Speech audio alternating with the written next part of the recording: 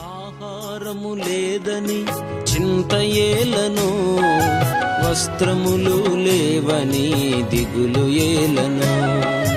ఆహారము లేదని చింత ఏలను, వస్త్రములు లేవని దిగులు ఏలను.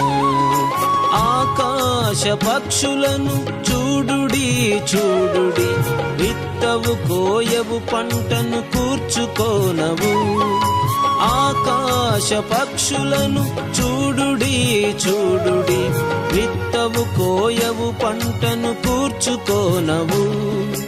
ఆయనే వాటిని పోషించుచున్నాడు, ఆయనే వాటిని పోషించుచున్నాడు. భయము లేదుగా, దిగులు లేదుగా, యేసును నమ్ము.